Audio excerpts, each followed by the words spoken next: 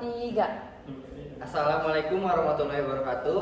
Perkenalkan, kami dari kelompok 3 yang beranggotakan Lydia Nurul Tasa, Muhammad Farel Atala, Khairul Iksan, Syifa Alfira Ramadhani, Latif Musoddaq, dan Fahri Buraman akan menjelaskan tentang FIDH. Untuk pengertian akan saya berikan kepada rekan saya Lydia Nurul Tasa. Pada beliau dipersilakan. Baik, Assalamualaikum warahmatullahi wabarakatuh. Saya Lydia Nurul Tasa dan saya akan menjelaskan tentang pengertian FIDH. FIDH adalah Federasi Internasional untuk Hak Asasi Manusia, adalah sebuah lembaga swadaya masyarakat internasional. Organisasi ini bukan termasuk organisasi pemerintahan, dan organisasi ini membela semua hak asasi manusia sipil, politik, ekonomi, sosial, dan budaya sebagaimana terkandung dalam Deklarasi Universal Hak Asasi Manusia. Selain itu, FIDH aktif dalam isu-isu seperti kebebasan berekspresi, hak perempuan, perlindungan pengungsi, kejahatan perang, dan demokrasi. Dengan jaringan luasnya, FIDH berupaya memastikan bahwa pelanggaran HAM tidak dibiarkan begitu saja dan para pelaku dapat dimintai pertanggungjawaban sesuai hukum internasional. FIDH didirikan pada tahun 1922 dan saat ini beranggotakan lebih dari 180 organisasi hak asasi manusia dari setiap negara. Sekian, saya kembalikan kepada moderator. Terima kasih kepada Lydia. Selanjutnya adalah fungsi yang akan dibacakan oleh Syifa. Pada Syifa dipersilakan. Baik, saya Syifa Alfira Ramadhani. Di sini saya akan menjelaskan fungsi dari FIDH. FIDH bertindak di tingkat nasional, regional, dan internasional untuk mendukung organisasi anggota dan mitranya untuk mengatasi pelanggaran hak asasi manusia dan mengkonsolidasikan proses demokrasi. Pekerjaannya diarahkan pada negara-negara dan mereka yang berkuasa seperti kelompok organisasi bersenjata dan perusahaan multinasional. Penerima manfaat utamanya adalah organisasi hak asasi manusia nasional yang merupakan anggota FIDH, dan melalui mereka, para korban pelanggaran hak asasi manusia. FIDH juga bekerjasama dengan organisasi mitra lokal lainnya dan akta perubahan. FIDH bertujuan untuk memperkuat kapasitas dan pengaruh mereka. Beberapa fungsi dari FIDH antara lain: yang pertama, melindungi pembela hak asasi manusia; yang kedua, mempromosikan dan melindungi hak-hak wanita; yang ketiga, melindungi hak-hak imigran; yang keempat, mempromosikan mekanisme hukum efektif untuk melindungi HAM; dan yang kelima, memperkuat penghormatan terhadap HAM dalam konteks globalisasi, pempertahanan prinsip-prinsip demokrasi, dan mendukung korban di masa konflik. Baik, terima kasih kepada Syifa. Selanjutnya adalah kerja FIDH yang akan dibacakan oleh Fahri. Pada Fahri dipersilakan. Selanjutnya itu ada kerja dari FIDH. Yang pertama itu mengawal dan mempromosikan HAM dan perlindungan korban. Yang kedua, menggerakkan komunitas-komunitas internasional. Yang ketiga, mendukung lembaga swadaya masyarakat atau NGO masing-masing negara dan meningkatkan kapasitasnya. Yang keempat itu meningkatkan kesadaran internasional dengan memberikan informasi.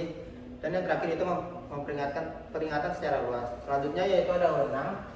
FIDH atau International Federation for Human Rights bukan lembaga yang memiliki kekuasaan hukum mengikat seperti pengadilan, tetapi memiliki wewenang dalam advokasi, pemantauan, dan tekanan internasional terhadap pelanggaran. Sekian, terima kasih.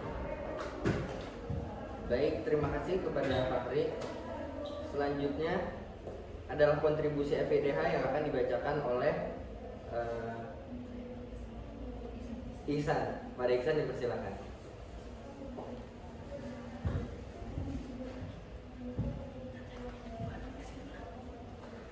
Baik, saya di sini akan melanjutkan terkait dengan kontribusi dari FIDH. FIDH memberikan kontribusi yang signifikan terhadap pembentukan pengadilan kriminal internasional pertama yang mulai berlaku pada tanggal 1 Juli 2002.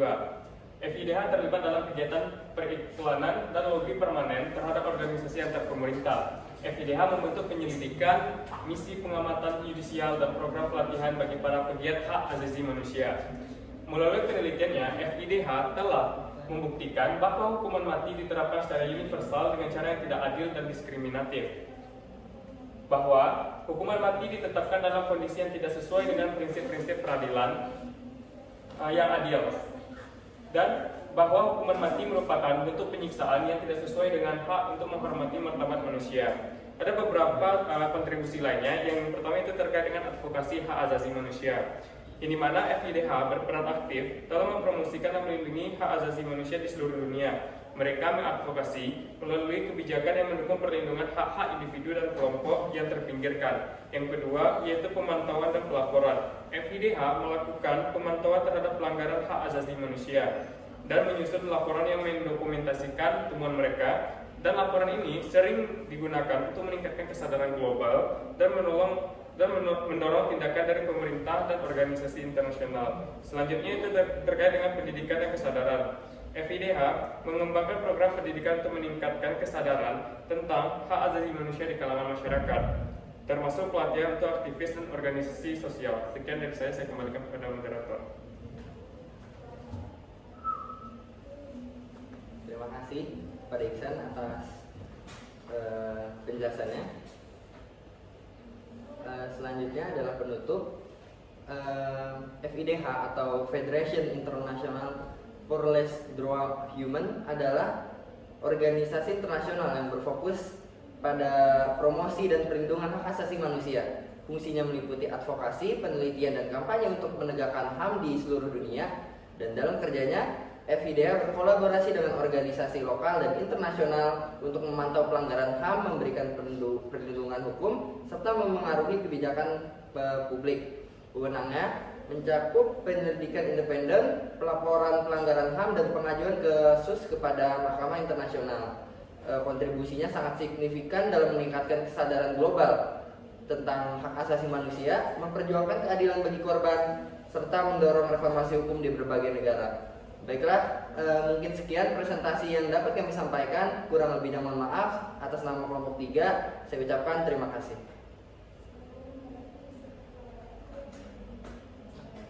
Wassalamualaikum warahmatullahi wabarakatuh.